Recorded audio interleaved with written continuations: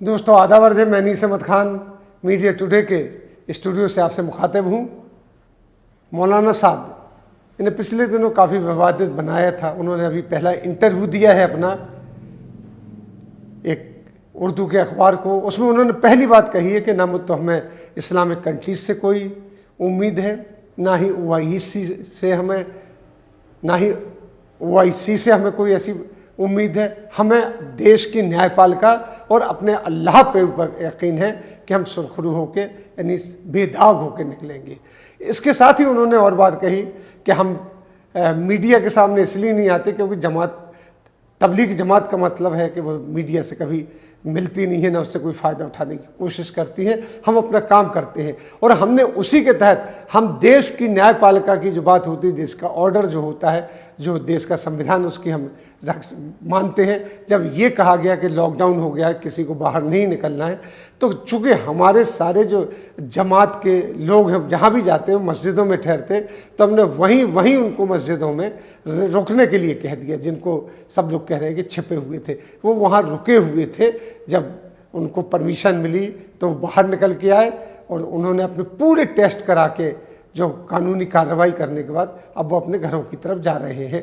ये उन्होंने अपने क्लियरिफिकेशन दिया। जिस तरीके से चल रहा था कि वो छिपे हुए, उन्होंने कहा ना हमने किसी से संपर्क किया, न किसी ने हमसे संपर्क किया, लेकिन हाँ हमारे लोग ज़रूर एडमिनिस्ट्रेशन के संपर्क में थे।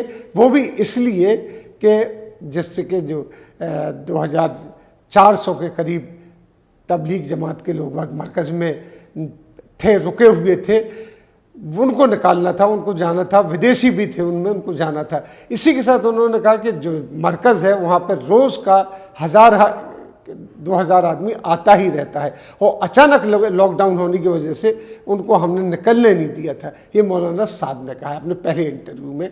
हालांकि उनके ऊपर विवाद बना दिया गया कि वो छिपे हुए हैं। उन्होंने कहा हम छिपे हुए नहीं थे, हम अपने घर पे थे और संपर्क में थे सबके।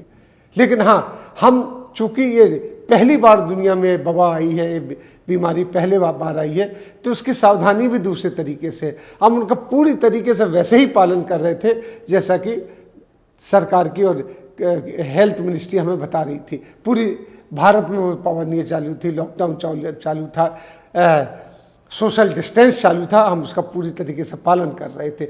इस इंटरव्यू को भी उन्होंने आमने सामने नहीं दिया है, उनको लिख के सवाल किए गए थे, उन्होंने उनका लिख के जवाब दिया है। लेकिन उसमें उसने अपनी पूरी चीज़ वाज़ेह कर दी, पूरी चीज़ खुलासा कर दी है कि इसमें तबलीगी जमात का कोई दोष नहीं था। और वैसे भी अगर आप देखिए तो तबलीग जमात का कोई दोष नहीं थे। उन्होंने कहा ना हम छिपे हुए थे, हमारी हर चीज़ खुली हुई है। हमें जैसा कहा जा रहा था कि इस्लामिक मुल्क जो है उनके सपोर्ट में आ रहे हैं, OIC उनके सपोर्ट में बोल रहे हैं, तो उन्होंने कहा हमें किसी के ऊपर विश्वास नहीं है, हमें देश की न्यायपालिका और यहाँ के संविधान के ऊपर यकीन है, वो न्याय करेगा। और वो कर रहा है। वो ऐसी कोई बात नहीं कर रहा है कि उनको गिरफ्तार किया गया हो, अचानक कुछ किया गया हो। हाँ, पूछताछ चल रही, तो पूछताछ में वो लोग पूरी तरीके से कोऑपरेट कर रहे हैं। इतने भी नहीं मालूम उनको कि हमारे कितने मेंबर हैं, कितने हैं, कहाँ कितने, क्योंकि पूरी दुनिया के कम से कम 100 ममालिक में तबलीग जमात के अपने लोग वक्त फैले हुए हैं जो तबलीग करते हैं, जाके धर्म के बारे में बताते हैं। ना कभी वो ये कहते हैं कि आप हिंदू से मुसलमान हो जाइए, क्रिश्चियन से मुसलमान हो जाइए, किसी धर्म की बुराई नहीं करते हैं। उन्होंने अपने इस इंटरव्यू एक चीज़ को बड़ा डिटेल से जवाब दिया है। उन्होंने ये कहा है कि ये सब बातें जो हैं ये गलत फहमियों की वजह से पैदा हुई हैं। बहुत सी बातें मेरे सामने ना आने की वजह से अचानक, जो कि मेरी मजबूरी थी क्योंकि सोशल डिस्टेंसिंग रखनी थी, इस वजह से और गलत फहमी आ गई। हमारे लोग उसको दूर कर रहे थे और बहुत हद तक दूर हो भी गई हैं। इस तरीके से नहीं हुआ है और हमें तो सिर्फ देशवासियों का साथ मिला है, उन्होंने हमारा साथ दिया है। और हम लोग जो भी काम करते हैं, उस पूरी बातचीत जो करते हैं और जो हमारी जमात होती है, हमारी जो मीटिंग्स होती हैं, वो कानून के दायरे में होती है, जिनकी इत्तला दी जाती है, गवर्नमेंट ऑफिशियल्स को दी जाती है।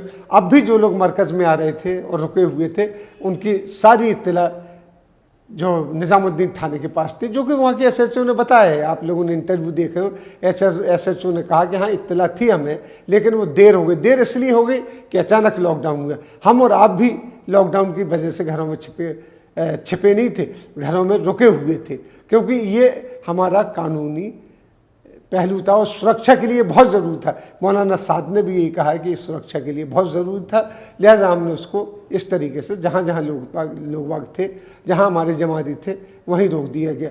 जिसके बारे में नैरेटिव फैलाया गया पूरे मीडिया के ज़रिए, जो कि भोंपू मीडिया है, कि वो लोग छुपे हुए थे। अगर छुपे होते तो कुछ हील हुज्जत होती उनके बाहर निकलने में, उनको बाहर निकलने में कोई परेशानी होती, पुलिस बुलाना पड़ती। जब उनसे कहा गया वो बाहर आ गए। मरकज़ में भी जितने 2400 लोगों की जो गिनती गिनी जाती है वो बाहर आ गए, उनको क्वारंटाइन किया गया, उनकी जांच की गई, जांच में भी फ्री हुए। लेकिन हाँ, एक बात ज़रूरी हुई कि उनको 14 दिन बाद जो रिलीज़ करना चाहिए क्वारंटाइन से, 28 दिन बाद उनको भेजा गया और वो अपनी स्पेशल ट्रेन करके गए। इसके पहले भी वो लोग कहते रहे, तबलीग जमात वाले कहते रहे कि हमें आप बसें दिलाइए, परमिट दिलाइए। हमें बसें नहीं चाहिए, हमें सिर्फ इंटर स्टेट परमिट चाहिए, हमारी बसें तैयार है, ड्राइवर तैयार है, सब तैयार है, हमें दे दीजिए।